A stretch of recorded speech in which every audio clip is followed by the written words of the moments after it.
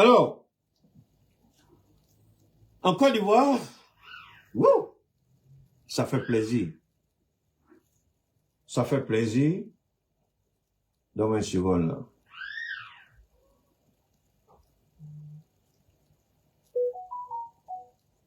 Alors, Charles Blé Goudé a parlé.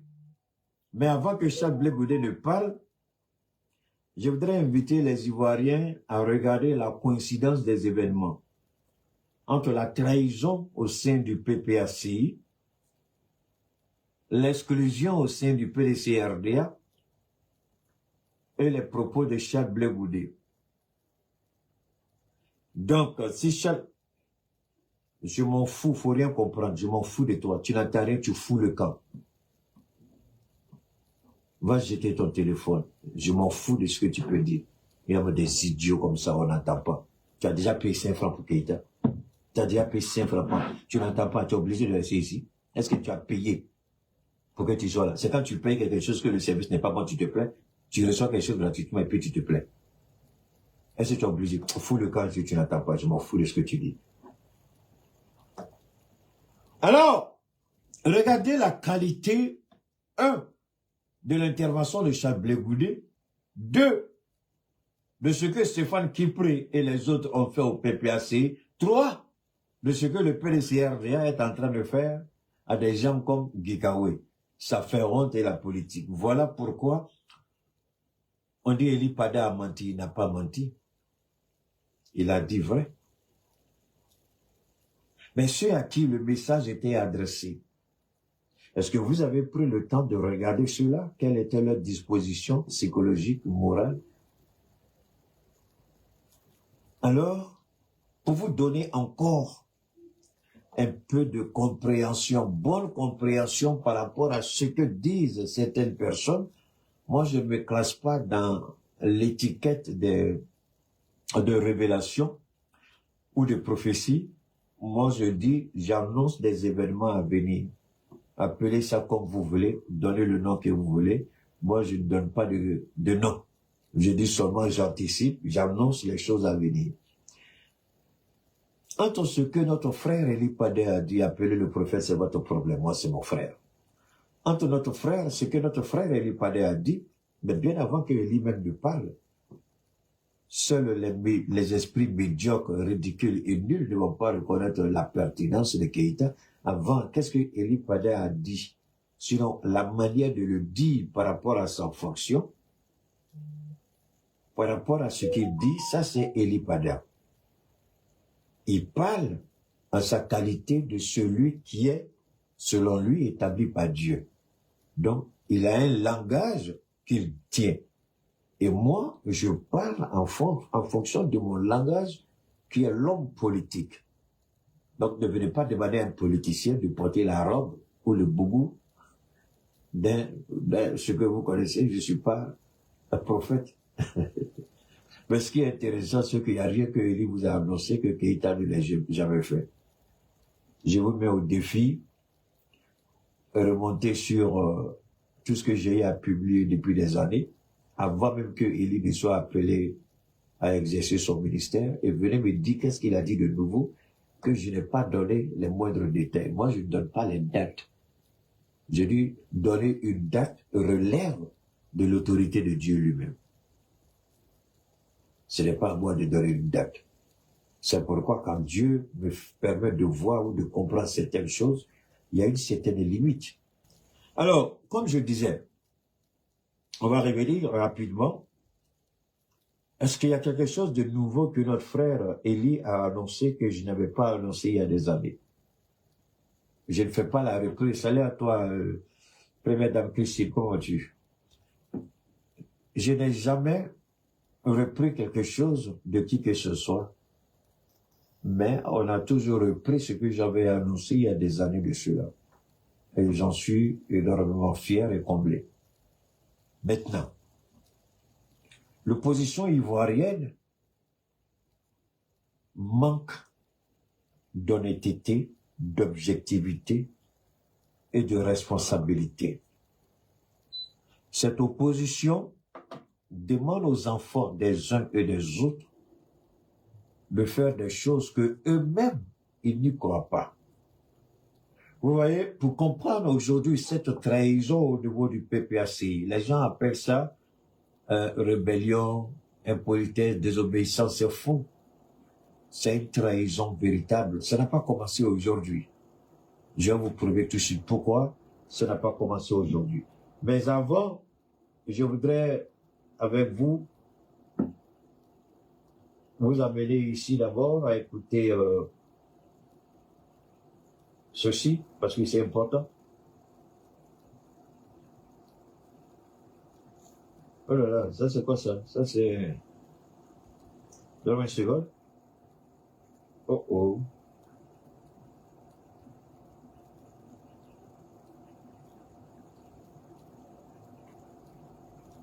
Oh là là. Je pensais que j'avais envoyé quelque chose ici, mais curieusement je ne l'ai pas. Alors, je vais travailler, je vais faire une chose rapidement, je vais faire... voilà.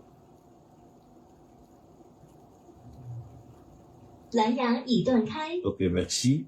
Je viens ici. Donne-moi une seconde. J'ai besoin d'un élément qui n'est pas ici. Je vais utiliser mon téléphone là pour le faire. Voilà. Ok, merci. Alors,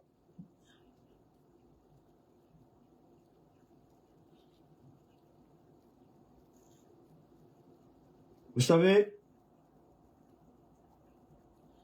quand Charles Blé Goudé, je vais vous faire écouter Charles Blé Goudé avec votre permission. Où est Charles Blé Goudé? On va écouter Charles Blé Goudé. Peut-être qu'on pourra dire beaucoup de choses sur Charles Blé Goudé, mais il y a quelque chose quelque chose à laquelle j'ai du mal à me retrouver. Dans un premier temps, je ne souhaiterais pas d'abord lancer des flèches. Je ne souhaiterais pas... Donne 20 secondes.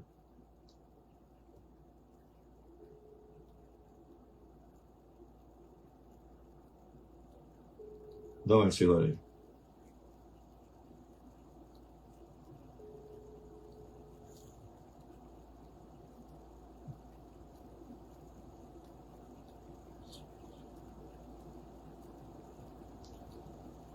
Alors, comme je le dis, d'entrée de jeu, je ne voudrais pas lancer tout de suite la pierre à Blé Goudé. Parce que pour moi, c'est important. Non, tu me rappelles pourquoi? Faut pas m'appeler, je suis en direct, tu m'appelles pourquoi? Je suis en direct, faut m'appeler. Donc, comme je disais, Blé Goudé a tenu des propos qui pourraient même s'aimer, si vous voulez, le doute, la révolte à tous les niveaux. La question, c'est de savoir ce qu'il a dit, est-ce que c'est vrai concernant l'épouse du président Koudou Laurent Gbagbo. Moi, je n'ai pas pour habitude de perdre mon temps pour parler dans des questions de couple. Mais comme Blé Goudé l'a envoyé dans un domaine beaucoup plus précis, avant de dire quoi que ce soit sur cette situation de Blé Goudé, je voudrais d'abord vous permettre de... On va écouter si vraiment il y a une part de vérité dans ce qu'il a dit.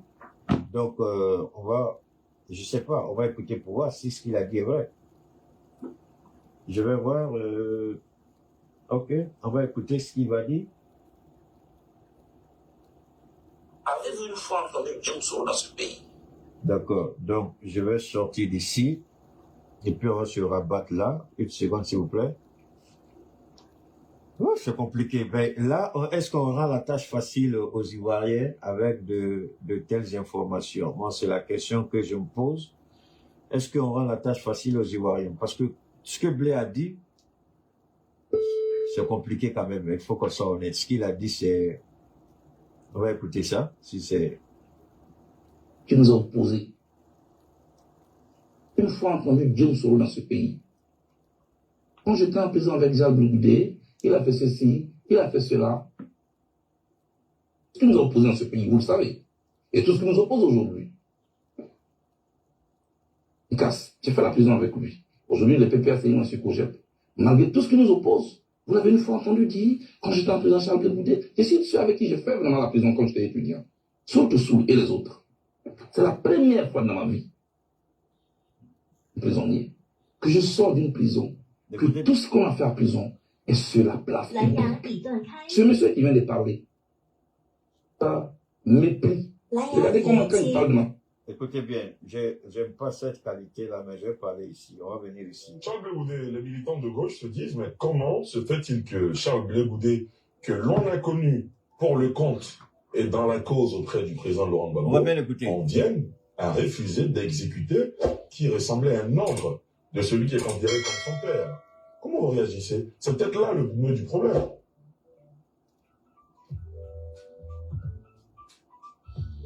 On va écouter, hein. Ali, tout ça c'est gênant. Comment? C'est gênant tout ça. Vous savez, ça fait la 12e fois Wow. que dans ma carrière politique, j'ai fait la prison. 11 fois en Côte d'Ivoire. La 12e fois. On va bien écouter. Les 11 fois, quand nous sortions des prisons, nous étions unis. On va écouter, hein. J'ai fait la prison avec Dieu Soro. Tout ce qui nous a opposés. Avez-vous une fois entendu Dieu Soro dans ce pays dire, quand j'étais en prison avec Jacques Blé-Boudet, il a fait ceci, il a fait cela. Avec tout ce qui nous a opposés dans ce pays, vous le savez. Et tout ce qui nous oppose aujourd'hui. Damana Picasse, j'ai fait la prison avec lui. Aujourd'hui, le PPRC est sur projet. Malgré tout ce qui nous oppose, vous l'avez une fois entendu dire, quand j'étais en prison Charles Blé-Boudet, je suis ceux avec qui j'ai fait vraiment la prison quand j'étais étudiant. Saute-Sous et les autres. C'est la première fois dans ma vie, d'ancien prisonnier, que je sors d'une prison, que tout ce qu'on a fait à prison est sur la place publique. Ce monsieur qui vient de parler, avec mépris, regardez comment quand il parle de ma femme, il dit, je veux parler à cette dame. Il s'agit. Alors, je voudrais d'abord qu'on écoute avec raison, avec esprit ouvert. Parce que si vous avez déjà pris position par rapport à Nadi Bamba, ou par rapport à Blé-Boudet, ou par rapport au président Gbagbo, je vous souhaite tout simplement, je ne le demande pas, hein, je vous souhaite la bonne continuation et en même temps je vous dis, certainement, ce direct, je répète, je vous dirai que certainement ce direct n'est pas votre direct.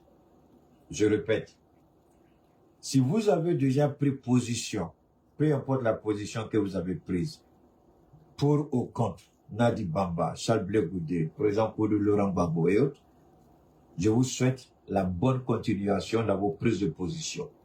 Je respecte ça. Mais en même temps, je vous dis, je suis au regret, ici n'est pas votre place, c'est pas votre direct. Déconnectez-vous et puis ne dépensez pas vos unités forfait pour rien, allez faire autre chose avec ça. Ça vous aidera. Keïta ne travaille pas bêtement pour quelqu'un. Keïta, il est à la solde de personne. Keïta travaille avec ses maigres moyens pour faire triompher ce qu'il considère à son niveau sa part de vérité. Cette part de vérité-là peut ne pas vous plaire, vous pouvez ne pas l'aimer. Je vous souhaite bonne chance avec la malhonnêteté. Peut-être que chacun peut avoir ça. Va dire ça à ta maman, bâtard de Yakin, Yamogoni. Va dire à ta maman que Blé-Boudet est un lâche. Ou dit que tu sors de mon direct, c'est pas ta place. J'ai été assez clair. Vous n'êtes pas obligé d'être là. Mais si vous venez pour insulter Nadi, ou pour insulter Blé-Boudet, ou pour insulter le président Gbagbo, je m'excuse. J'ai une amie chère qui m'a dit, il ne faut plus faire ça. Mais aujourd'hui, je vais faire une exception. Tous les bâtards, je vais les renvoyer là où ils viennent. C'est pas votre place. C'est mon argent que je prends pour vous informer. Vous ne contribuez à rien. Si vous voulez être négatif, je vous en prie, allez sur vos propres pages et puis insultez moi comme poisson pourri. Ça, c'est votre problème, c'est votre droit. Mais pendant mon direct, je ne permettrai à aucun bâtard Je prends mon argent et puis tu vas venir m'insulter dans mon propre argent, c'est que je suis maudit pour accepter ça. Je ne suis pas journaliste professionnel, j'ai toujours dit. Je m'en fous, je ne travaille pas dans une télévision publique. Donc je n'ai pas une question de déontologie. Tu viens m'insulter, si je suis content, je te le comprends. Mais si tu tombes sur moi, si c'est un mauvais jour, je vais t'allumer jusque dans le calvassal de ta maman. Ça que ce soit clair entre nous tous. Voilà. Alors, on va continuer d'écouter. Le Demba Traoré, pour le préciser, qui représente donc par Le président m'a dit, je ne veux pas la cette dame. D'abord, le ton condescendant ne peut pas venir du président d'homme. Je vais montrer le Que je visage. sors d'une prison, que tout ce qu'on a fait à prison est sur la place publique. Ce monsieur qui vient de parler, Attendez, hein. avec mépris. Regardez comment quand il parle de ma femme, il dit, je ne veux pas la cette dame. Il s'agit de Demba Traoré, pour le préciser, Ok. qui représente donc par Le président m'a dit, je ne veux pas la cette dame. D'abord, le ton condescendant. Alors, Blé Goudé, il faut aller et dire, depuis qu'il est sorti de prison, avec le président Koudou Laurent Gbagbo, tout ce qui se faisait à La Haye a été versé sur la place publique en un mot, dans un petit français compréhensible. Mais en même temps, il dit, je crois que j'ai un sérieux là-bas. Oh là là, YouTube, ça recommence, hein. Ils sont forts. Donne-moi une seconde, on va essayer de... Donne-moi une seconde, avec YouTube, je vais voir ce que ça va donner. Ils sont en train de me fatiguer. Alors, on va voir. Donne-moi une seconde, je vais revenir rapidement sur YouTube. Je vais revenir rapidement. Non. Je vais... Donne-moi une seconde, je vais gérer rapidement YouTube. Ok, j'espère que ça va bien là. D'accord. Ok. En tout cas, c'est temps-ci, jusqu'à ce qu'on trouve peut-être la bonne formule. Je crois que avec le Wi-Fi, c'est pire. Si vous lancez un direct YouTube, sur YouTube avec Wi-Fi, c'est pire. Je ne sais pas pourquoi, alors que ma connexion Wi-Fi, j'ai monté la capacité jusqu'à un certain niveau. La seule fois où je peux avoir de bons directs avec YouTube, c'est avec les données mobiles. Voilà, ça coûte beaucoup plus cher que les forfaits.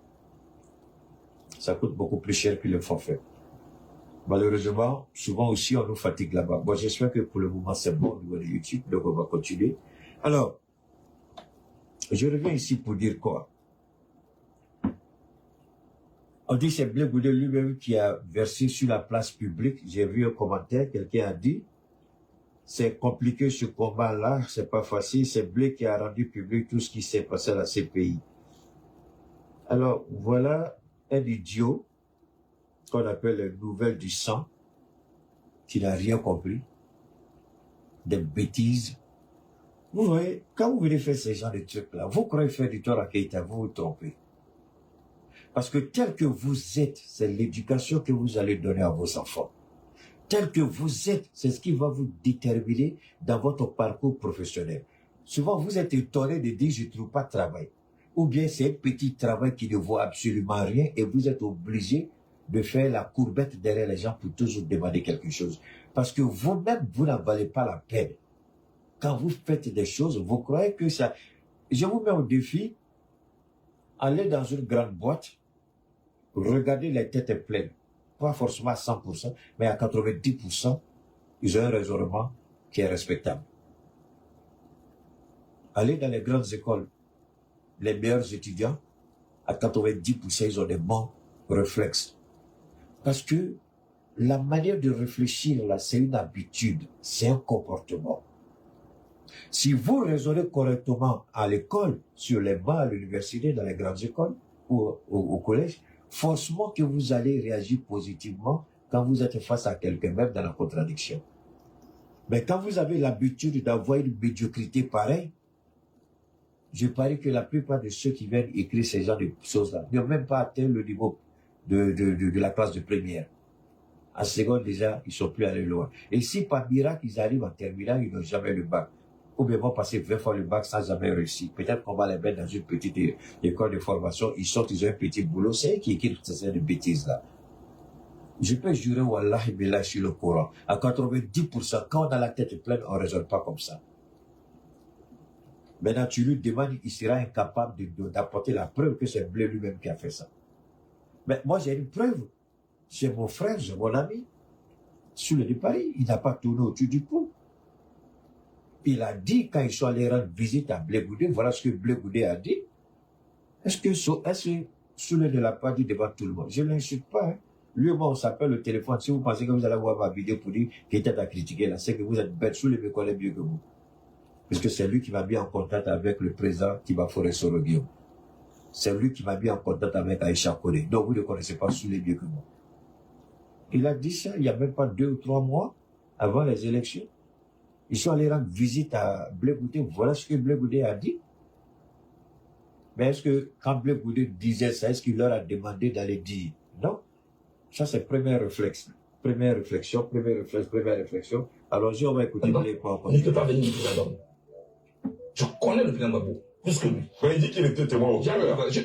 Il a été témoin. Je suis en train de vous parler. Très bien. Ce monsieur n'a jamais perdu une seule seconde de sa liberté.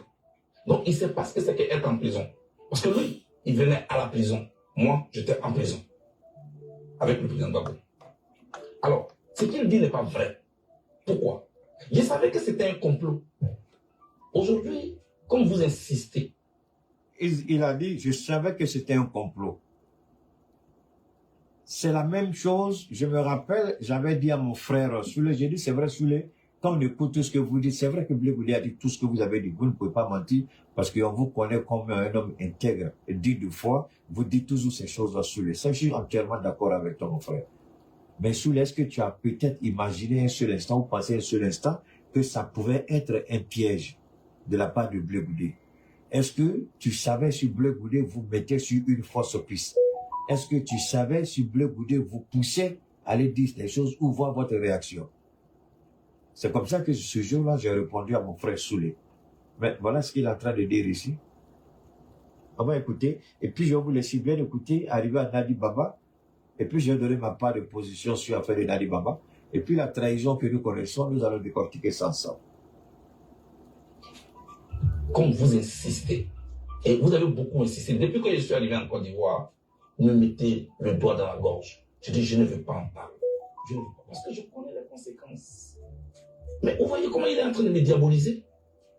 Juste pour se faire de la place. Juste pour que mes amis de gauche dont vous parlez puissent me haïr aujourd'hui. Mais attention, je vais vous laisser continuer. Rappelez-vous que j'ai déjà allumé Blé Goudé sur sa trahison avec Simone Babou. Rappelez-vous que je ne suis pas de ceux qui le soutiennent, mais je ne suis pas un idiot, à tel point que si je vois quelque chose qui semble attirer mon attention, que je me comporte comme une bête, un abruti, un idiot, un homme qui est vidé de tout sens, de tout raisonnement, et puis suivre de façon stupide, parce que la personne, hier j'ai allumé Blé Goudé, mais aujourd'hui là, s'il fait bien, là, je vais dire qu'il a bien fait. Demain, il déconne, là, je vais l'allumer. Voilà comment je vis. Moi, je ne suis pas celui qui est bêtement, on a plâtré ton cou, tout ce que tu connais, c'est devant. À gauche, à droite, tu ne peux pas regarder. Parce que vous avez une haine avec Blé Goudé, tout ce qu'il dit est faux pour vous. Ça, c'est votre choix que je respecte, mais je ne suis pas de ceux-là. Je ne suis pas quelqu'un et je ne hais personne. Tu fais quelque chose, je te recadre et puis j'avance. Je ne suis pas rancunier. Je dis ça toujours dans ma vie de tous les jours. Je ne connais pas la rancune. Ce que tu me dis, je t'allume, accepte, refuse, c'est ton problème.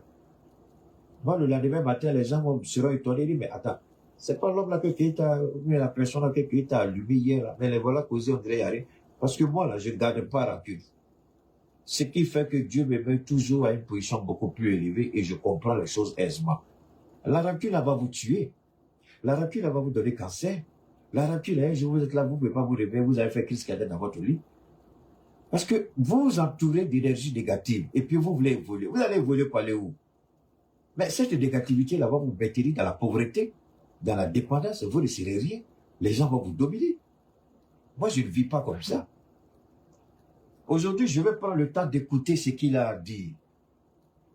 Et si j'estime qu'il y a quelque chose qui n'est pas correct dans ce qu'il a dit, en ce qui le concerne, je le recadre. S'il y a quelque chose qu'il a dit à la femme de notre mentor à nous, le président Koudou Laurent Gbagbo, et qu'on estime, parce que pour le moment, c'est la version de Charles Blé Goudé contre la version de Nadi Bamba. Et si elle ne parle pas, en français simple, on dit celui qui ne dit rien consent. Et comme il cite des noms, on a aussi la possibilité de demander à ces personnes-là si c'est vrai ou faux. Donc, il y a une réalité qui est là. Détestons Charles Blé Goudé, je suis d'accord. Haïssons-le, je suis d'accord. C'est pas ton problème, c'est vous que ça regarde. Mais ne venez pas me dire d'être un idiot comme vous parce que vous le haïssez. Ne venez pas me demander de me comporter comme une bête parce que vous êtes abruti. Je ne le ferai jamais. Je parle de ceux qui le détestent, de ceux qui le haïssent. Je ne parle pas d'innocentes personnes. Je vais clarifier ma position. Je parle des gens qui sont tarés, qui ne cherchent rien à comprendre. Ça dit même, soyez même un animal, on va vous attacher là où vous êtes et puis vous allez brouter. C'est bien même que de vous appeler être humain. Parce que au moins, l'intelligence vous permet de dire ça c'est bon, ça c'est faux. L'intelligence vous donne la capacité de raisonner. Ce qui est devant moi, est-ce qui est vrai, est-ce qui est faux. Mais quand vous vous comportez comme des abrutis, il y a plein comme ça, on peut pas essayer. Ceux qui disent Gbagbo, il y a plein, surtout ceux qui sont de la diaspora là. Il y a des gens, mais moi, j'ai banni, même, j'ai dit, je ne veux pas écouter. Parce que souvent même, tu les regardes, des gens que tu respectes, tu vois leur raisonnement, parce que c'est Gbagbo ou rien, les gars, tu ne peux pas discuter avec une femme comme garçon. Tu ne peux pas. Apportez la preuve de ce que vous dites et les gens vont vous écouter. C'est de ça qu'il est question. On va écouter. Je vais leur parler aujourd'hui. Ok, il faut nous parler, on écoute. En prison, le président Gbagbo ne m'a jamais parlé par intermédiaire. Depuis que je connais, que je fonctionne avec lui, dans notre fonctionnement, il ne me parle jamais par intermédiaire. La seule fois qu'il m'a demandé de faire une commission, c'était dans sa cellule. Ok, on écoute ici. Moi, j'ai vu mon mentor, mon chef, tout malheureux. Ok. Il m'a fait une seule commission que j'ai menée à bien. Je vais vous citer des noms aujourd'hui. On en finit ça avec. Parce que mon silence risque de se retourner finalement contre moi. Ah, tu as bien compris alors. Président, qu'est-ce qui ne va pas? Il me dit, il y a un problème. Président, il y a quel problème? Ça, c'est la commission qui m'a faite. Il me dit, la maison qui sert de siège au Front populaire ivoirien appartient à Nadi Bamba. Comment? Petit, il faut laisser ça. Donc, elle est en colère. Est-ce que tu peux me dire? C'est ça que vous voulez que je parle ici? Ok. On va s'arrêter là un peu.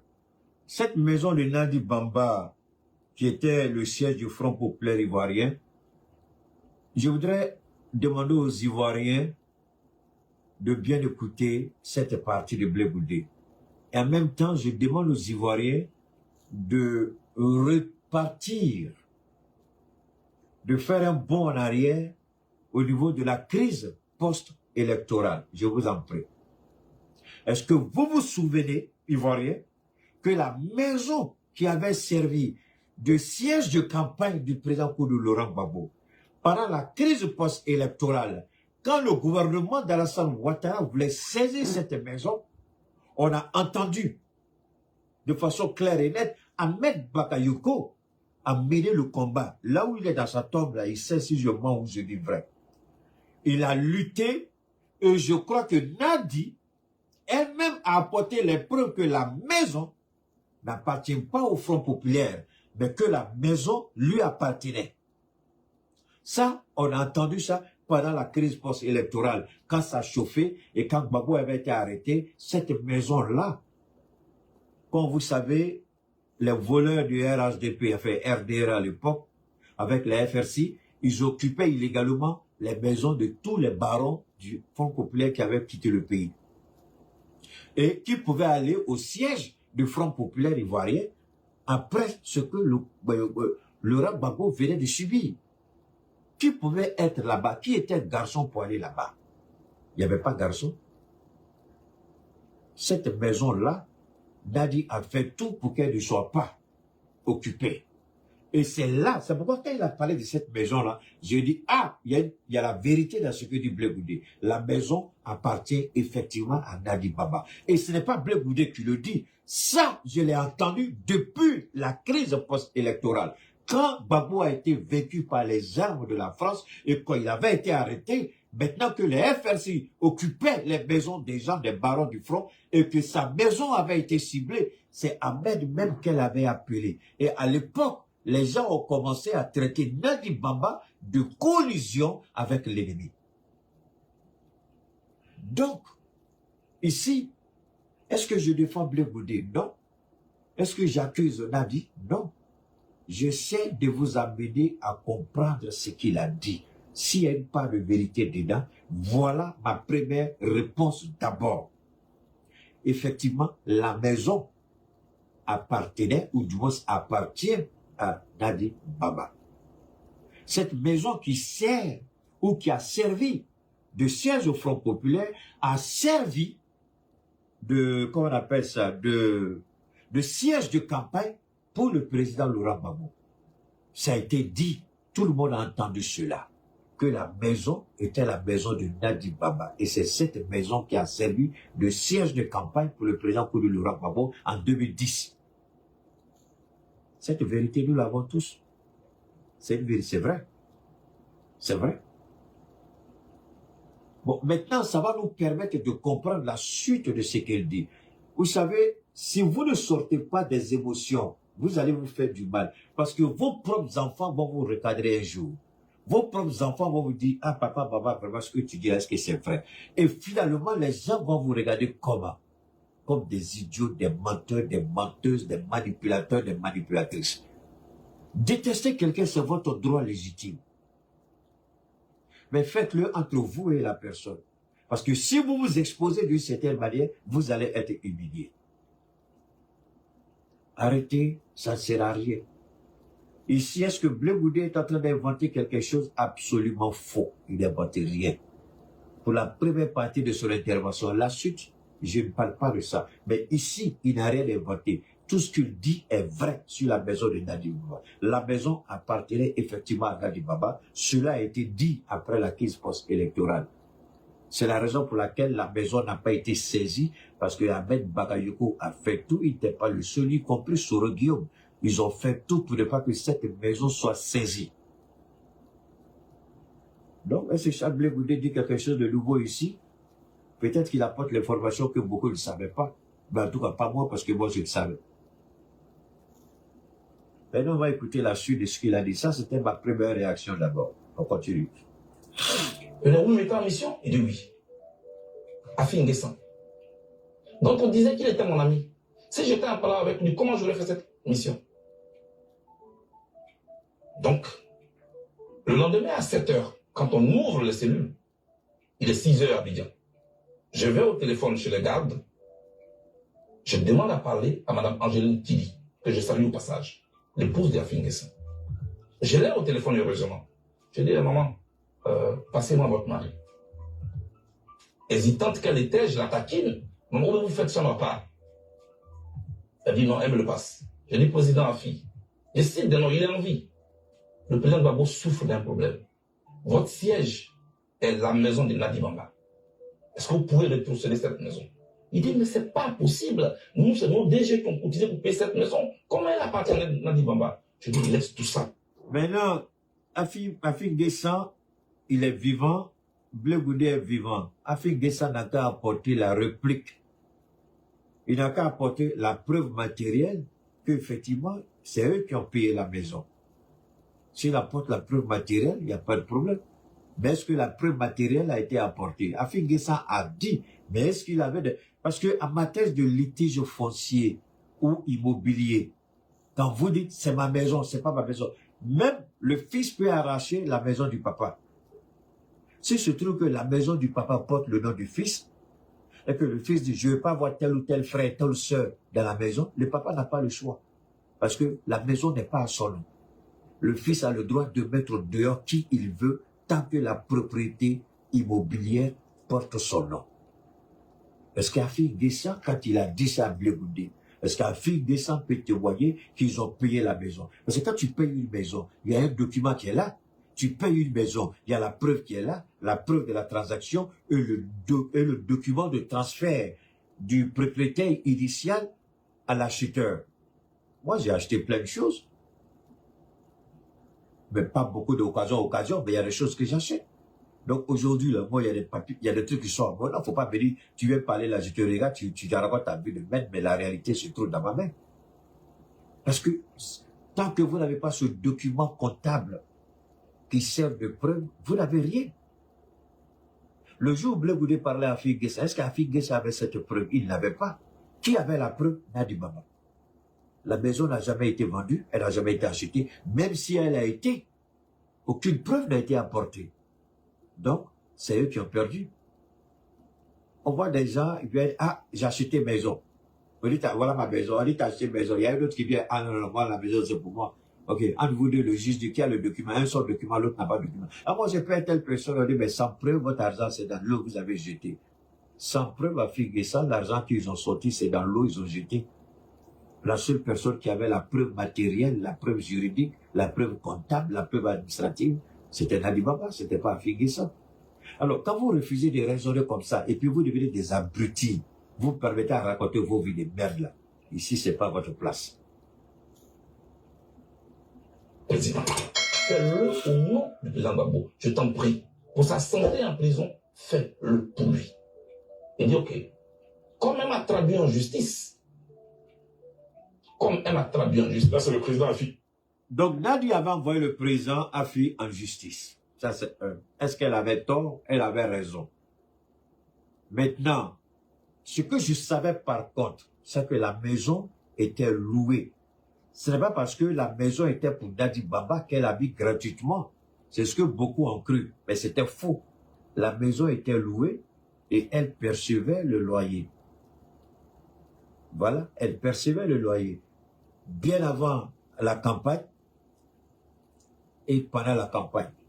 Puisque c'est le siège du parti qui a servi de siège de campagne pour le président Laurent Gbagbo. Et vu que c'était le siège du parti qui était la maison de Nadi Baba, puisqu'elle était payée, elle n'a pas donné gratuitement, elle était payée. Donc c'est cette... Effectivement, quand Laurent Gbagbo tombe, il n'est plus disponible, il est en prison à La Haye. Nadi Baba, certainement, elle a besoin de liquidité. Elle dit, cette maison-là, j'ai besoin de la maison. Elle aurait pu peut-être proposer à Afik Guessa d'acheter la maison, je ne sais pas trop, peut-être qu'il a... La même chose qu'il a dit à Blé Goudé, certainement, c'est ce qu'il a dit, la maison-là, on l'a payée. Alors, comme Nadi sait que la preuve matérielle n'est pas avec Afik Guessa, elle s'est pas fâchée. Comme tu dis, tu as payé, là, il n'y a pas de problème. À la justice, là, tu vas montrer la preuve que tu as payé. Donc, elle les attaque en justice, ils perdent le procès. Évidemment, c'est elle qui gagne puisque c'est elle qui a tous les documents comptables. Le document administratif, c'est elle. Il n'y a jamais eu de transfert de propriété au nom du Front populaire ivoirien. Donc, quelque part, Afik Guessa s'est senti trahi. Bon, ça, c'est à leur niveau là-bas. Ils peuvent chercher à approfondir. Mais ce qu'il faut comprendre ici, c'est d'abord ça. Elle avait le droit de récupérer sa maison. Elle voulait récupérer sa maison. Afik Guessa qui croyait, c'était pas de la mauvaise foi, il croyait que la maison appartenait au parti, ce qui n'était pas le cas. Donc, du fait qu'il y avait aussi, il faut pas oublier, à cette époque, il y avait un bras de fer tendu entre, qui repose en paix, Abdraman Sangaré et Afik Guessa pour avoir la, comment vous appelez ça? Pour avoir la gestion du parti. Abdraman Sangaré a lutté jusqu'à sa mort. Il n'a pas pu récupérer le Front populaire ivoirien.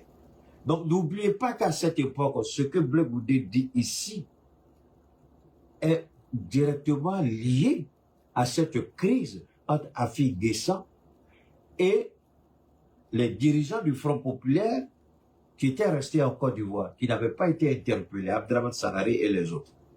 Donc, à ce niveau-là, Nadi Baba a estimé que Afik Guessa, en tout cas le Front populaire qu'il avait, au regard des victoires qu'il a remportées en Côte d'Ivoire, qui faisait de lui le président officiel et légitime, juridiquement parlant et politiquement parlant du Front populaire ivoirien, Laurent Gbagbo, qui n'a pas été impliqué directement, c'est Abdraman Sangaré qui menait le combat. Nadi Baba a estimé que Afik Guessan ne pouvait plus rester dans cette maison puisque il est en train de se battre contre son mari pour lui arracher son arme politique de combat qui est le Front populaire ivoirien. Donc elle aussi, elle est rentrée dans la danse pour récupérer sa maison.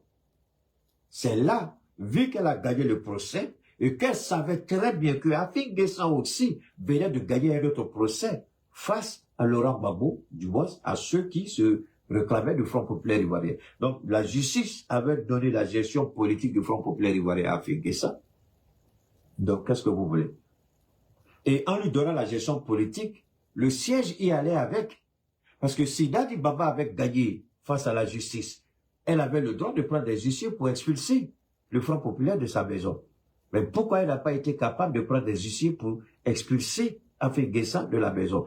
Alors, moi, c'est à ce genre de réflexion que j'invite ceux qui ont la grande gueule, les moutons gores, là. Pas eux tous, mais les moutons qui sont vraiment gores. Ayez une intelligence. Parce qu'avec ça, là, vous n'allez jamais pouvoir diriger le pays un jour. Je l'ai dit une fois il y a longtemps, je le répète. Changez de posture. Montrez que vous avez quelque chose dans la tête pour qu'on vous respecte. Mais ne venez pas vous comporter comme des animaux, des abrutis qui n'ont rien. La seule chose que vous avez en tête, c'est la haine contre quelqu'un. Mais cette haine ne vous permettra pas de diriger la Côte d'Ivoire un jour. Parce que vous devrez voir votre projet politique un jour en Côte d'Ivoire. Quel genre de projet politique vous allez voir? Quoi? Les récits contre Blé, c'est ça votre projet politique? Les attaques contre RHDP, là, c'est ça votre projet politique? Parce que vous allez devoir un jour défendre le projet de votre parti. Mais vous ne serez pas en mesure de le faire si déjà vous êtes psychologiquement, moralement, vous avez un blocage dedans. Comment vous allez parler? Comment vous allez convaincre? Parce que votre habitude de négativité deviendra un comportement en vous. Voilà pourquoi le blanc dit, l'habitude est une seconde nature. Si vous êtes négative, cette négativité va vous suivre jusqu'à la fin de votre vie. C'est là que vous devez comprendre et puis devenir plus intelligent.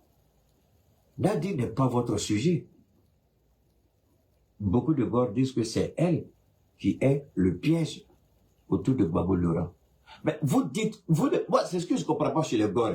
Surtout il y a un petit qu'on appelle soldat de Gbagbo. Bon lui souvent il sort, il dit des bêtises, mais souvent il parle bien. Alors, vous attaquez Nadi Baba. Maintenant, Blé Goudé vient vous dire, c'est Nadi Baba qui est à l'origine de mon problème avec Laurent Gbagbo. Maintenant, vous ne cherchez plus la vérité pour savoir si Blé Goudé a raison ou tort. Vous continuez tous d'attaquer Blé Goudé, alors que vous avez le même problème avec Blé Goudé, Nadi Baba. Au lieu de vous donner les mains pour mener le même combat, vous attaquez, donc vous allez en rendre disperser. Heureusement, Blé Goudé a son propre parti. Vous allez faire quoi maintenant? Parce que depuis longtemps, on me dit que Nadi n'est pas bonne. Je n'ai jamais vous dit, je ne rentre pas dedans tant qu'elle ne me montre pas. On m'a appelé ici, des gens du PPAC. Elle est une infiltrée auprès du président. On a dit plein de choses sur elle. Mais jamais vous ne m'avez vu sortir attaquer Nadi. J'ai dit, j'attends qu'elle me montre la preuve de ce qu'il y a.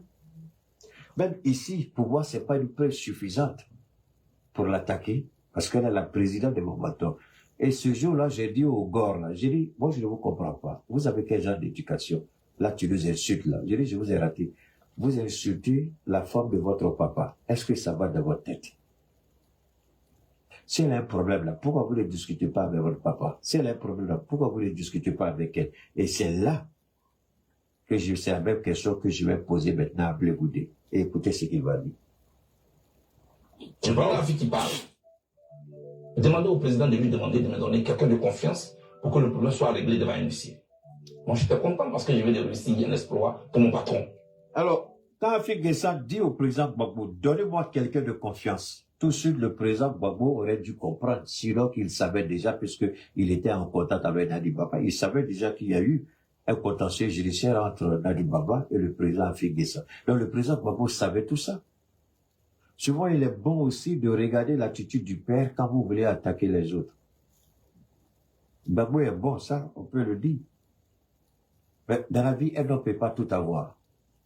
Gbagbo peut être un très grand politicien, mais peut-être c'est pas, ma bouche est trop petite pour parler de ça, mais il va se trouver qu'il y a un petit aspect de sa vie que, bon, peut-être il a laissé un peu les choses se détériorer lui-même sans le savoir. Et Lucas, Stéphane Kipré, fait partie. Ce qui se passe ici avec Nadi Baba, ne vous étonnez pas avec Stéphane Kipré. Et c'est là un peu mon président s'est tellement abaissé un peu sa garde. Parce que l'homme aussi, c'est vrai, vous pouvez être un très bon politicien, vous pouvez être dynamique, fort et puissant. Mais si vous ne savez pas aussi vous imposer, c'est compliqué. On va écouter Blé Goudé et on continue. Je vais donc dans la cellule du président Gbagbo, il est président. Le problème est résolu. Demandez à Nadi Bamba de nous donner un nom. Je vais donner la fille, m'attend au téléphone. À la CPI, le président a oublié de se lever pour aller au téléphone chez les gardes. Donc ceux qui racontaient que, oui, il y a des appareils enregistrés, tout ça c'est faux. Tout est suivi à la CPI. Il est parti.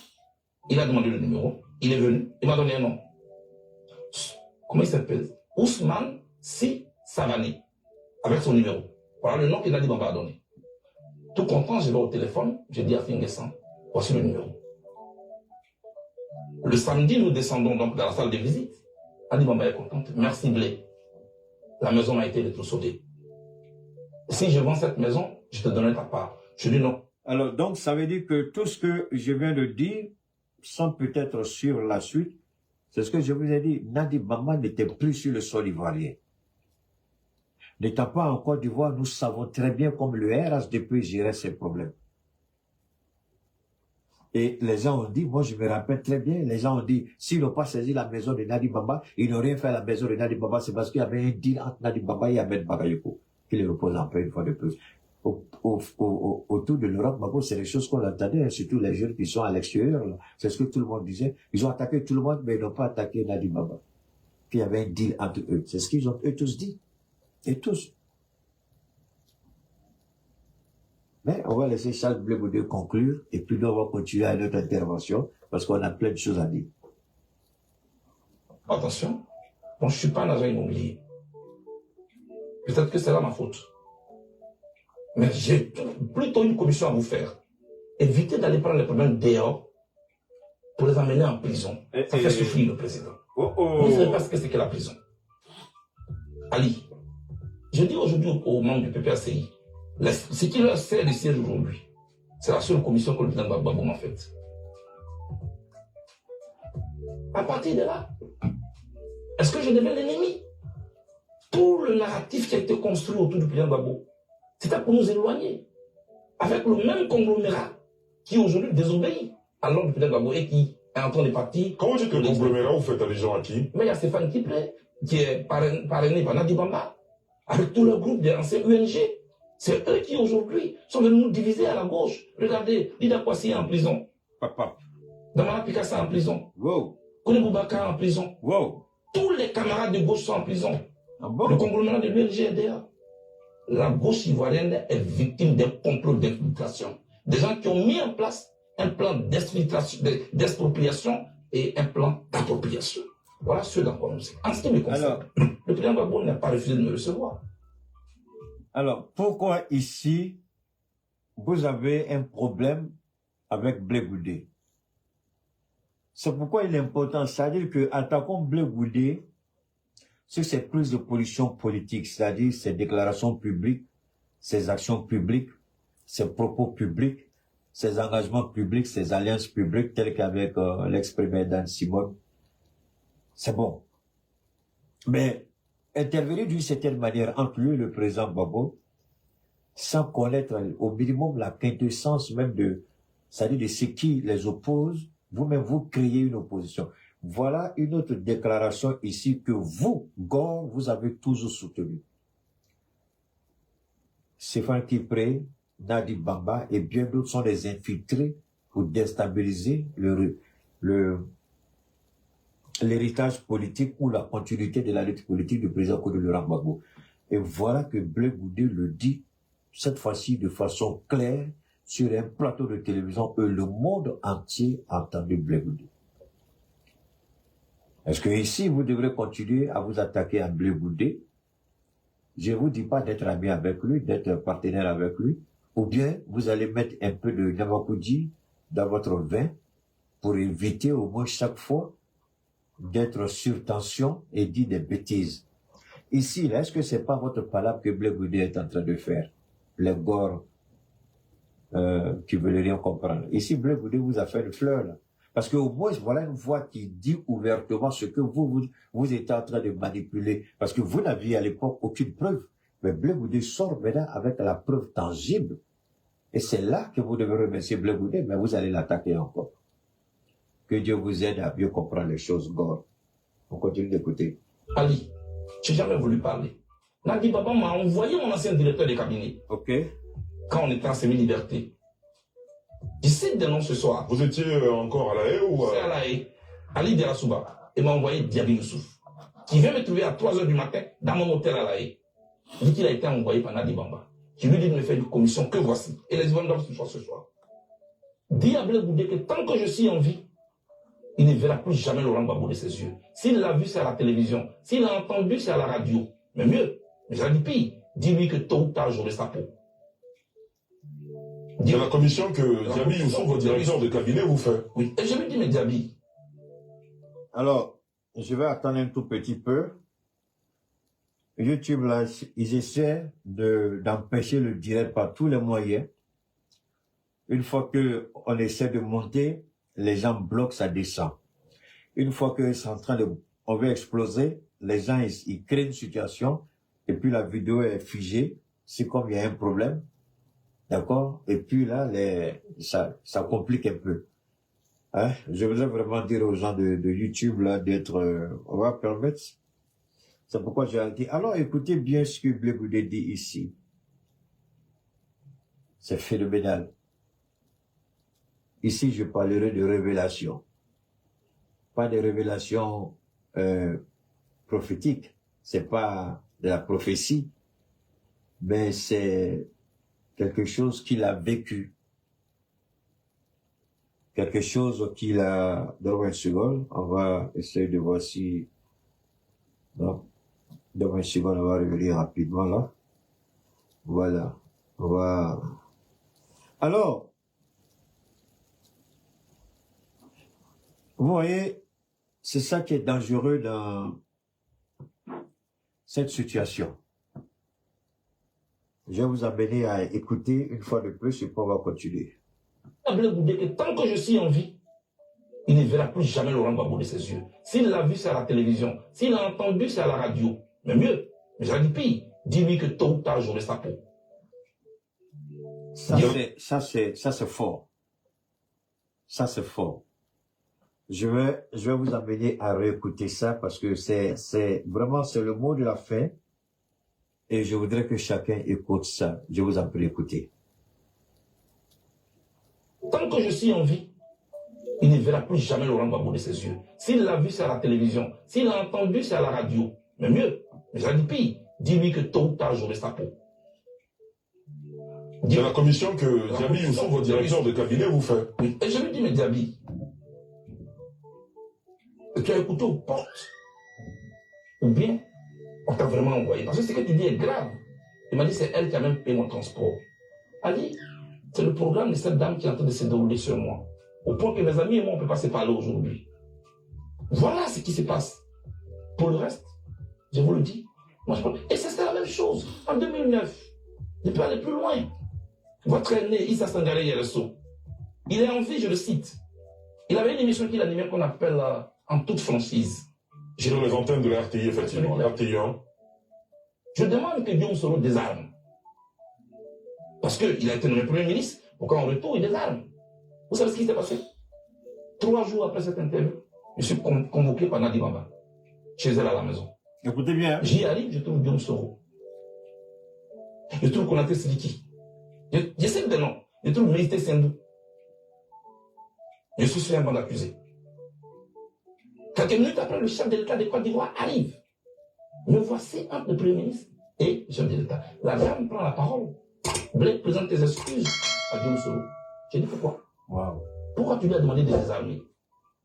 Wow. Les armes qui portent de jour, ça tombe. Si ce n'est pas contre Gbagbo, je ne sais pas. Je ne sais pas de quoi tu parles. Qui suis-je? Devant le chef de l'État de Côte d'Ivoire. Devant le Premier ministre, je me mets à genoux, je demande pardon au Premier ministre. Et je n'ai pas dormi toute la nuit. Les armes ont tourné en 2011 ans. C'était contre qui? C'était contre les Ivoiriens. Wow. Bonjour à tous et bonjour à toutes. Bienvenue dans Ok. Face à Michel Onfray sur C. vous avez entendu, c'est rare que je fasse ces genres de fleurs, par exemple, permettre à quelqu'un qui va nous servir de pilier dans notre communication, de laisser la personne parler pendant au moins ça. Blaise Goudé a parlé pendant près de 18 minutes. Vous avez tout entendu. Je n'ai rien escamoté. Je n'ai rien coupé. Vous avez entendu. En 2009, quand il a demandé à Soroguem de désarmer, il a été convoqué par Nadi Bamba, à la présence du président Laurent Gbagbo. Je pense que nous les hommes, c'est vrai que nous les hommes, nous sommes tels que nous sommes. On peut avoir plusieurs épouses. J'ai toujours dit aux gens, prenez plusieurs femmes si vous voulez. Et je m'en priverai pas si Dieu m'en fait la grâce. Je dis, mais le président Laurent Gbagbo a commis une erreur. Quand vous allez marier une deuxième, troisième femme, ne livrez pas à la pâture la première dame. Le président Gbagbo a fait ça. Ne laissez pas vos épouses vous manipuler. Le président Gbagbo a laissé Nadi Bamba le manipuler. Je peux le dire aujourd'hui avec cette aisance. Ce n'est pas normal. Qu'est-ce que Blaise Goudé a à gagner en citant des noms? Qu'est-ce que Blaise Goudé a à gagner en disant, en tenant ces genres de propos? La question ici, les Ivoiriens peuvent dire, mais attendez, est-ce que Nadi Bamba était alors, elle est responsable des 3000 morts? Puisque c'est elle qui a demandé à Blaise Goudé de présenter ses excuses, et c'est certainement elle qui a dit au président Laurent Gbagbo que Soro ne désarme pas. Les Ivoiriens seront en droit de se poser cette question, donc les 3000 morts. Alors, on serait encore à mesure de se poser la question, mais les tournées qu'elle est en train de faire là, est-ce qu'elle est en train de se moquer des Ivoiriens? Ou elle est réelle? Est-ce qu'elle est sincère? Parce que actuellement, c'est elle que Gbagbo a envoyé pour aller voir les familles des victimes. Mais quand vous entendez Nadi parler, et quand vous trouvez face à cette situation de révolte, de rébellion au sein du PPACI, Stéphane Kipré ou autre, mais vous posez des questions, mais attendez, qu'est-ce qui ne va pas? Parce que la femme que dépeint ici Blaise Goudé n'est pas celle que nous voyons aujourd'hui. Quelque chose qui m'étonne, sérieusement. La femme dont nous parle Blaise Goudé, est-ce que c'est cette femme que nous voyons aujourd'hui? Non. Non. Ou bien, est-ce qu'elle serait une Zelensky? C'est-à-dire une comédienne qui joue très bien son jeu. Parce que Zelensky est le plus grand comédien que l'histoire de l'humanité ait jamais connu. Le président ukrainien. La question, c'est de savoir, est-ce que réellement, cette Nadi Bamba dont nous parle Blaise Goudé, est-ce que c'est la même Nadi Bamba aujourd'hui? Ah, le Coran. Je crois que le Coran, c'est l'avantage, non? C'est pourquoi quand les petits bâtards viennent parler, là, ils m'énervent, ils racontent leur vie de merde. Donc, ouais, on fait la transition. On était sur le lithium. Maintenant, on est passé sur EDM, énergie. La transition est tellement rapide. Au début, ça mettait du temps, mais maintenant, c'est tellement rapide. Souvent, vous ne vous apercevez même pas que vous êtes passé sur la chose quoi, du courant, la batterie, vous ne voyez même plus les choses. C'est au niveau de la télé que je ressens ça plus. Alors, je continue encore, je repose la question. Est-ce que la même Nadi Bamba que nous voyons aujourd'hui auprès des familles des victimes, est-ce que c'est de cette même Nadi Bamba que nous parlons d'écouter? On serait tenté de dire oui, mais quand nous regardons le comportement de Stéphane Kipré, qui de surcroît est le beau-fils de Laurent Gbagbo, quelqu'un qui a marié une des filles jumelles, je crois bien, de Laurent et de Simone.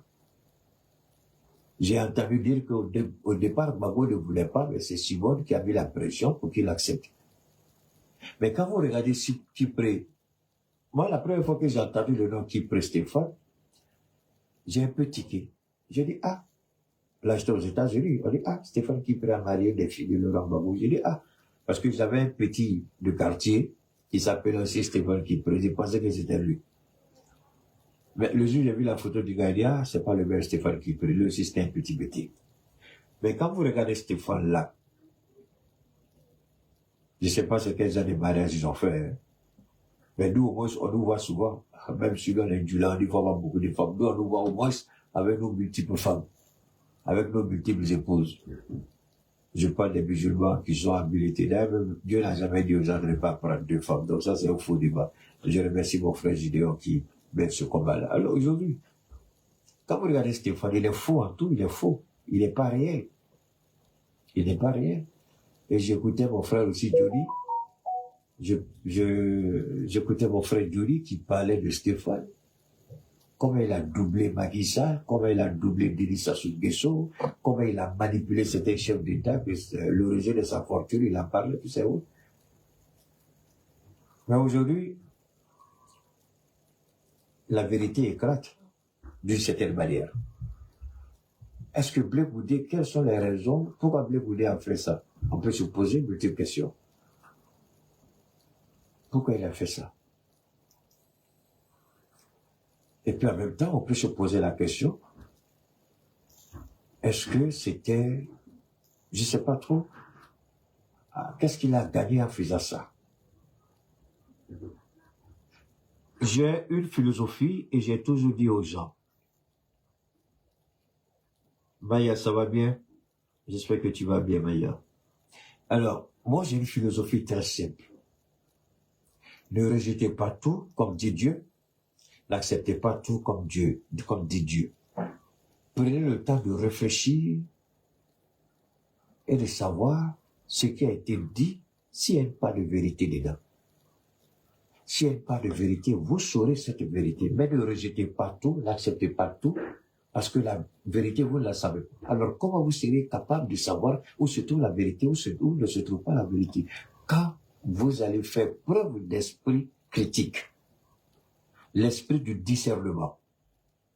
Mais l'esprit du discernement, quand cet esprit est cloudé c'est quel mot? Ça n'existe pas, je viens de créer. En anglais, cloud, ça veut dire nuage. D'accord? Cloud, en anglais, c'est nuage, donc cloudé, ça veut dire assombri. Ça veut dire que quand votre esprit est assombri, quand vous mettez le voile sur votre esprit, vous ne voyez plus rien. Vous devenez à l'aveugle. Vous marchez les yeux fermés. Mais l'esprit a des yeux comme... Alors, est-ce que vous savez que les yeux de l'homme sont partis du constat de l'esprit de Dieu? Aïe, Keita, le menteur a commencé encore. Hey, subhanallah, il va nous mentir encore. Au départ, est-ce que l'homme devrait avoir des yeux? Allez-y demander à Dieu. Dieu a fait un constat d'abord avant de créer l'homme. Et il a donné à l'homme 2 yeux. C'est pas les 2 yeux, hein? Non. Quand je dis 2 yeux, je parle de 2 paires d'yeux, hein? 2 paires ici, là, vous voyez? Ben, il y a d'autres yeux que vous ne voyez pas, mais qui sont directement connectés aux yeux physiques. C'est-à-dire, les yeux physiques de l'homme voient, et les yeux de l'esprit vont là où les yeux physiques ne peuvent aller, et ce que les yeux de l'esprit, ils vous amènent à une certaine réflexion. Vous cogitez, vous réfléchissez, vous analysez et vous tirez une conclusion. Mais il faut que l'esprit que vous avez soit suffisamment futé, malin, fort, pour aller rechercher cette vérité et vous l'apporter. Mais quand vous enfermez vous-même votre esprit dans une prison et puis vous jetez la clé, ben vous réagissez comme les boutons du RHDP. Vous n'avez plus de conscience. Vous n'avez plus de raison, vous n'avez plus de moralité, rien en vous n'existe, tout est faux. Ici, Blé Goudé permet aux Ivoiriens de réfléchir. Est-ce que Blé Goudé est un traître? Oui, c'est un traître. Mais comment tu peux croire un traître parce qu'on n'est pas traître tous les jours? Il y a quelques rares fois où on dit la vérité. Et comme c'est une des rares fois où il a dit la vérité, il faut écouter. Je ne vous demande pas de croire en Blé Goudé, mais je vous demande de réfléchir sur ce qu'il a dit. C'est totalement différent. Croire à Blé Goudé, c'est croire bêtement tout ce qu'il a dit. Mais réfléchir à ce qu'il a dit, c'est analyser les propos point par point, où se trouve la part de vérité dedans. Donc, réfléchissez sur ce qu'il a dit. Parce que vous perdez votre temps la plupart du temps, vous les gars, tellement que Blé Goudé est devenu une aide pour vous, vous ne réfléchissez même plus quand il s'agit de Blé Goudé. Vous insultez, et vous ne cherchez même pas à savoir où se trouve la vérité ou le mensonge. Parce que quelques rares fois, il donne des points de vérité. Mais alors, ici même, Ici même, sur le même plateau avec Ali Diarasouba. Mais il a pondu plein de bêtises au début de leur entretien. Il y a plein d'erreurs qu'il a faites. Mais le direct d'aujourd'hui ne se résume pas à ça. Non, non, non. Je vais développer, je vais revenir sur ça dans un prochain direct. Ça peut être ce soir, ou ça peut être autour de demain matin, ou ça peut être tard dans la nuit. Peu importe l'heure, mais je vais faire un deuxième direct. Aujourd'hui, je vous présente ce qu'il a dit sur Dadi Baba. Aujourd'hui, je vous parle sur ce qui est là et je permets à chacun d'aller réfléchir. Dadi, ici, je ne t'accuse pas. Je ne t'accuse pas. Mais la réalité, si vraiment tu as dit ça, et que tu as été de ceux qui ont soutenu Stéphane Kipé, alors pose-toi des questions, Dadi Baba. Est-ce que tu as aidé le président ou tu l'as détruit? Est-ce que réellement ce que dit tout le monde aujourd'hui, que Blé Goudé confirme, est-ce que tu es à côté du président Gbagbo Laurent pour détruire son combat? Est-ce que c'est la raison pour laquelle Simone Gbagbo, tu as fait tout pour qu'elle soit chassée de l'aéroport, pour qu'elle ne reçoive pas? Parce que finalement, tout ce qu'on est en train de dire Dadi Baba, quelque part, les gens, est-ce qu'ils ont tort sur toi? Mais on peut cacher son jeu comment, forcément, tôt ou tard, ça va se savoir. Et le président Laurent Gbagbo, je pense qu'il a été au niveau d'émotion, au niveau des sentiments, je crois que le président Gbagbo est un peu faible. C'est mon papa, mais s'il est un peu faible. C'est un homme politique très aguerri. Mais au niveau émotionnel et sentimental, je crois qu'il est un peu faible. Parce qu'il aurait pu voir et comprendre rapidement dans le jeu de Dadi. Si réellement c'est un jeu qu'elle fait. Et il aurait pu comprendre tout de suite que même si Simone est tout ce qu'on peut dire, mais il n'aurait pas dû, même s'il lui a dit de ne pas venir à l'aéroport et qu'elle est venue, il pouvait gérer ça avec elle sans l'humilier publiquement devant toutes les caméras du monde. C'est ce qu'il a fait. Et moi, je peux dire une chose en tant que Djoula. Le Djoula que je suis. Avant l'islam, nos parents mariaient plusieurs femmes. Donc l'islam n'a fait que limiter le nombre à 4. J'ai vu une chose, si vous vous rappelez, il y a une de mes récentes publications où j'ai dit que mon père a été l'homme que j'ai admiré toute ma vie et il m'a beaucoup inspiré. Si mon père était faible, qu'il repose en paix, il aurait épousé la petite sœur d'Oufou, Djeneba. Mais à l'époque, vous pensez réellement que Oufou, qui était le doyen de la politique dans ce monde-là, tu pouvais dire non à sa petite sœur au regard de tout ce que cela peut t'apporter comme richesse, renommée, gloire, fortune et puissance, autorité et pouvoir. Mais il a dit non. Parce qu'il avait déjà bouclé le chiffre de 4. Alors, qu'il allait divorcer pour épouser Djeneba. Mais il est resté digne dans ce bottes. Il a maintenu cette relation avec la famille Oufou, mais il n'a jamais divorcé d'aucune de ses femmes pour épouser Djeneba. Mais mon père avait cette force de caractère-là. Est-ce que Laurent Gbagbo ne peut pas avoir cette force de caractère? Il peut l'avoir. Ce n'est pas parce que c'est votre épouse que vous pouvez tout accepter. Je ne suis pas contre les femmes, mais je ne suis pas pour les manipulatrices. Aucune femme au monde, tu vas venir me manipuler dans ma vie. Je peux te regarder à mon majorité, mais ne prends pas ça pour de la faiblesse, parce que tôt ou tard, je vais te recadrer d'une manière ou d'une autre. Gbagbo Laurent était, moi, j'estime qu'il a été un peu faible à ce niveau-là. Mais c'est mon père, j'ai pas envie de dire des choses qui ne sont pas appréciables. Ce que je souhaite, c'est que le président Gbagbo qu'il commence à faire le récapitulatif de tout ce qu'il a connu traverser quand il est rentré vraiment en harmonie avec Dadi. Lui seul peut tirer une conclusion, pas l'autre. Lui seul lui sait si Dadi a été bénéfique. Il a présenté comme sa petite femme à ses parents et il a dit à ses parents de la respecter. À ce niveau, on peut dire que Dadi a joué son rôle. Peut-être qu'elle a joué un rôle que le président Gbagbo, peut-être qu'il y a un autre rôle qu'elle joue que le président ne sait pas. Et c'est ce que Blé Goudé a dévoilé tout de suite avec les Stéphane Kipé. Sinon, comment accepter? Moi, tu viens marier ma fille. Je n'ai pas d'obligation sur toi que de respecter ma fille. Tu veux adhérer à mon organisation politique, je ne t'oblige pas. Mais venir me défier devant le monde. Et ce qui avait le mieux à faire, c'est ce que le président a fait. C'est de les exclure. Moi, je pense même faire d'eux du simple militant, c'est encore leur faire une fleur. Il faut tous les chasser carrément du PPRCI. Ils n'ont plus leur place là-bas parce qu'ils ont trahi le combat, ils ont trahi la lutte. Je reviendrai, Inch'Allah, si Dieu le veut, je vais revenir encore sur cette traite de la nation. Ces manipulateurs. C'est à cause des gens comme ceux-là que le combat du PPRCI ne pouvait pas aboutir. Alors, comment pensez-vous que Dieu allait permettre que le mot d'ordre fasse tomber le pouvoir d'Alassane Ouattara? Quand vous avez quelqu'un comme Stéphane Kipré, et toute cette liste de 22 personnes, et quand vous avez encore la manipulation au sein du PDC-RDA, Augustin Thiam l'a dit, le PDCI voulait utiliser sa sœur contre lui. Au PDCI, on enlève le nom de Gikawi et on met un nom de quelqu'un qu'on ne connaît même pas, un président de club de soutien. Même pas de club de soutien. Voilà. C'est pourquoi Dieu, alors au lieu de dire que Eli Pada a menti, Dieu vous permet aujourd'hui d'être en contact avec certaines réalités.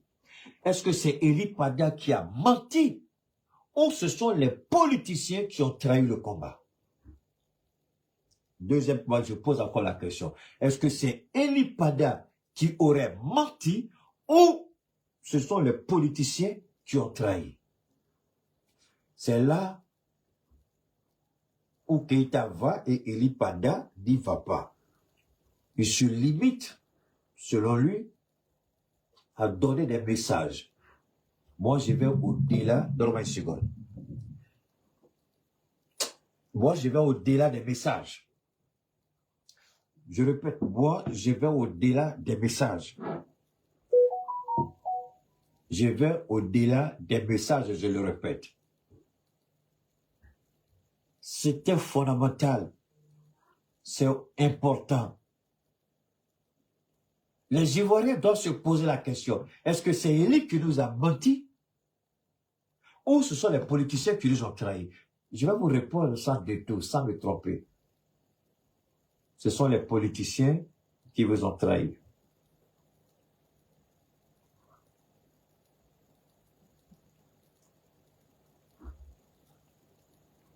Je répète une dernière fois, si vous n'entendez pas, allez-y sur YouTube, c'est tout. Sur Facebook, pardon.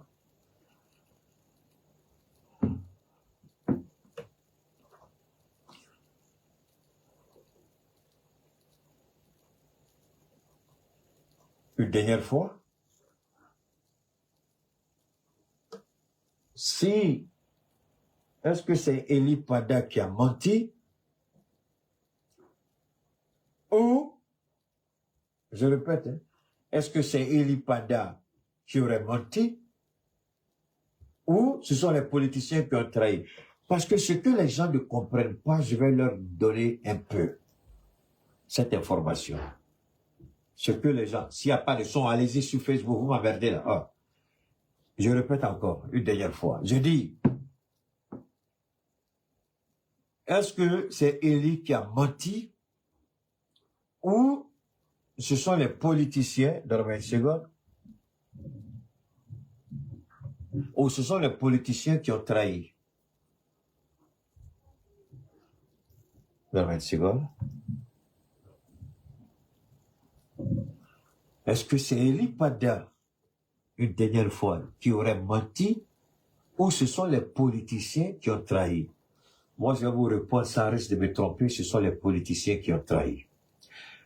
L'accomplissement d'une prophétie, les novices que beaucoup d'entre nous sont, ceux qui ne comprennent pas grand-chose dans le langage de la prophétie, ça aussi c'est la faute d'Eli Pada. Parce que quand Dieu vous donne un message, je souhaite qu'il entende ce que je dis avec tous ceux qui sautent, qui se proclament de prophètes là. Vous sautez, vous parlez, oui, mais vous n'avez pas le discernement souvent quand vous annoncez certaines choses. Le discernement, c'est quoi? C'est d'expliquer aux gens. C'est de leur expliquer de façon claire et nette que pour qu'une prophétie s'applique, voilà ce qu'il faut. Mais quand Eli Pada parle, il ne dit pas ça. Alors, vous allez me dire que Dieu n'avait pas fait de promesse à Abraham, il a fait. La prophétie, c'était quoi? La terre où coule le lait et le miel. Est-ce que vous pouvez me dire avec certitude que c'est effectivement tout l'espace que Dieu a donné au peuple d'Israël, c'est faux? Parce qu'Israël a refusé de rentrer dans la logique de la prophétie. Et Dieu leur a dit, puisque c'est comme ça, je ne vous donnerai plus. Vous n'aurez que ça, comme j'ai déjà fait la promesse à Abraham. Vous n'aurez plus. Mais comme j'ai promis à Abraham, voilà ce que je vais vous laisser comme portion de terre. Mais c'est la même chose avec les Ivoiriens. Dieu a annoncé quelque chose, mais les Ivoiriens ont été trahis. La prophétie sur le champ ne peut pas s'appliquer. Mais cela ne veut pas dire qu'elle n'arrivera pas. Ah non, elle va arriver. Mais elle va prendre un petit temps. Au lieu de 400 ans, ils ont fait plus de 440, 450 ans avant d'arriver là où ils devaient arriver.